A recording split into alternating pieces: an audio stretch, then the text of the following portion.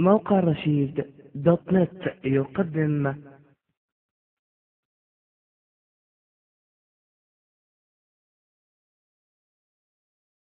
اسمع، لطلب الذرية. أنا ذكرت هذا الشيء قبل سنة بس ليس بهذا الشكل الذي أذكره. سبحان الله، قل 70 مرة، لكن هذه الطريقة 1000 مرة تقول سبحان الله. الرجل والمرأة لطلب الذرية الصالح، سبحان الله 1000 مرة. استغفر الله 1000 مرة.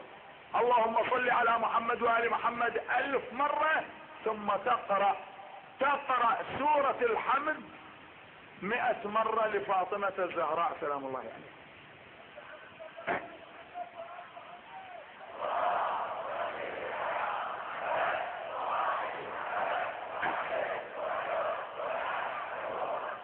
الآن أقول كلمة النواصب راح يأخذوها وتسمعوها بالقنوات الفضائية، راح تسمعون هالكلمة هاي، هم راح يأخذوها ويهوسون عليها. أنا أريدهم يهوسون عليها. اسمعوا، تقرأ 100 مرة سورة الحمد و300 مرة قل هو الله أحد لفاطمة الزهراء على ما هذه صيرة الرسول وأهل البيت.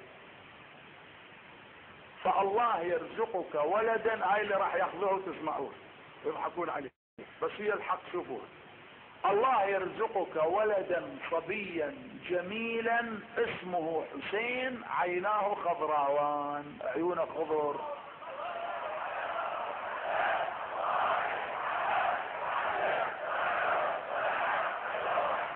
لله ملك السماوات والأرض يخلق ما يشاء